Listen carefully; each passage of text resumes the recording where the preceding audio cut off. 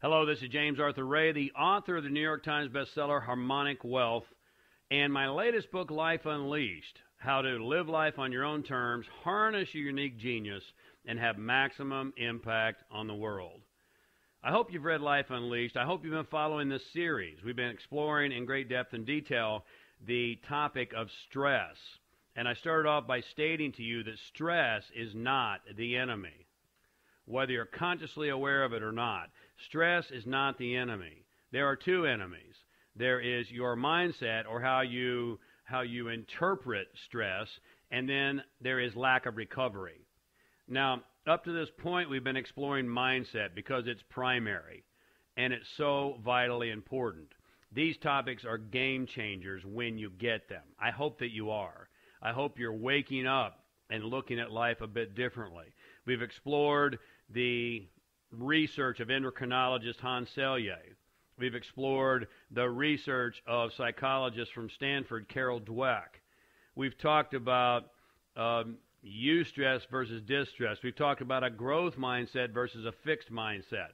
And then finally, we talked about coping mechanisms or coping strategies from psychology in our last session. And we said there are basically two: regressive coping and transformational coping. Are you learning a lot about yourself? Are you learning a lot about life? Are you maybe making some shifts in your consciousness? Because you see, it's shifts in consciousness that change the world. Now, let's go to chemistry, all right?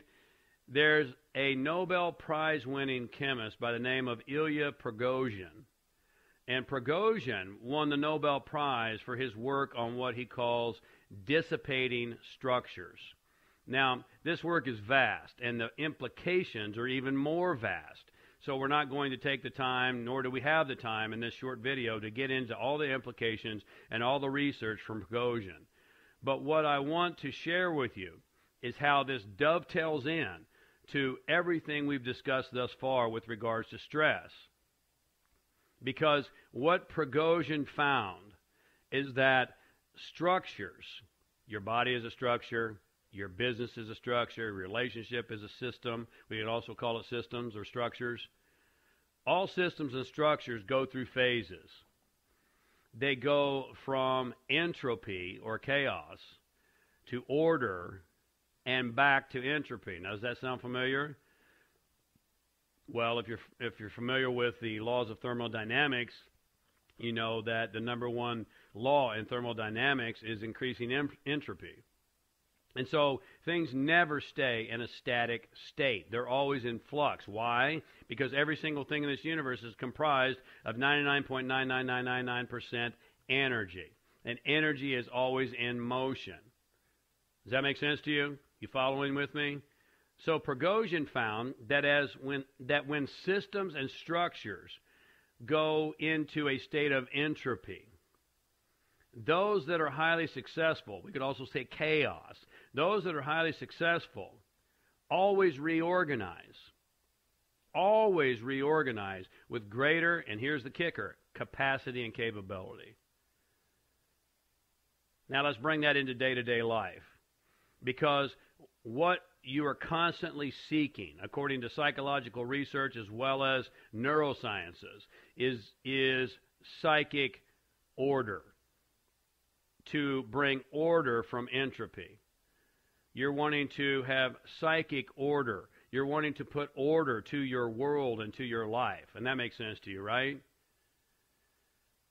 When you move into psychic entropy, you have two options, and a lot of it is based upon what we've already explored. Do you have a fixed mindset, or do you have a growth mindset? Do you regress into the bottle, or do you reach for a book? Do you veg on the couch, or do you get to the gym? Do you avoid challenges and fold when things get difficult, or do you move forward in faith and say, I'm going to develop, advance, and grow? All the things we've been exploring. Because what Prigozhin's work proves is that to the degree that you can take a chaotic situation, you can take entropy and bring order to it in your mind, that your mind literally builds new neurological connections. It builds new neurological capacity. It creates greater capability and potentiality for your life and for your living. Does that make sense to you? Man, this is important.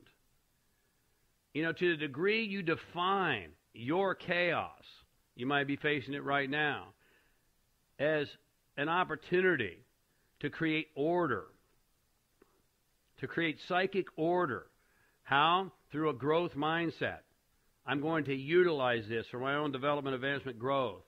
Through transformational coping, I'm going to transform this situation into something that works for me versus on me or against me. Now, according to Prigozhin, people who bring order to chaos are not just commendable. They're not just virtuous and courageous. They are the essence of life itself. Let me give you a couple of simple examples. You know, if you go all the way back in the history of mankind, fire, right? Fire occurred randomly. It was chaotic. You know, a volcano erupted, lightning struck, things were destroyed. It was entropy. But at some point in time, our species decided to harness that chaos, and the entire world changed. Does that make sense to you? You know, water can destroy, it can also create. To the degree that we work in harmony with nature, from the most mundane to the most magnificent, from the day to day to the year to year, then we harness the power, and we work in harmony with the power of chaos, and we bring it to order. And that's not just virtuous and courageous. In fact, study after study after study prove that individuals who face extreme adversity are the ones, and they're able to transform that into something that works for them, are the true heroes.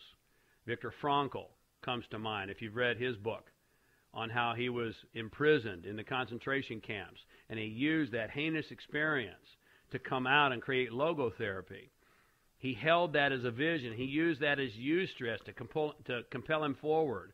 He transformed his heinous environment and experience into something that was going to work for him, to teach him, to study the men around him, and to understand the difference between those who folded and checked out of this life and those who thrived and moved forward in faith. Which one are you? What are you doing with your stress? Please, please, don't wish for an easier life. That's illusion. You say, James, you said this so many times before. Yes, and repetition is the second law of learning and transformation.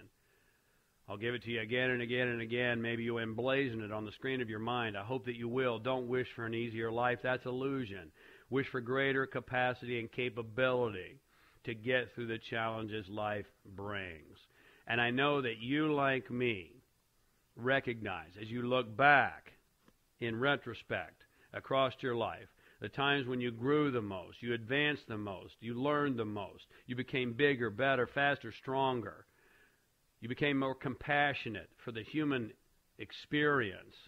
Were those times where you sometimes felt like, man, I don't even know if I have what it takes. But you do. And you did.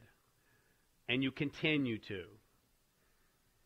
And all you must do now is transform it in your mind, to have a shift in your consciousness and reframe it to a growth mindset, to become a dissipating system that dissipates and mitigates the chaos and the entropy, that you harness that and you begin to utilize it like we did with fire. I hope I've given you some things once again to think about. This series is not done. Hey, get to Life Unleashed Live. If you love this series, you're going to love the full-day event Life Unleashed Live, because we're going to get into this and so much more about what it means to live life on your own terms, to harness your own unique genius, to set your own objectives and goals, not things that you've been conditioned to believe and the bill of goods you've been sold, and to have maximum impact on the world. Until we speak again, stay awake, love life, and be epic.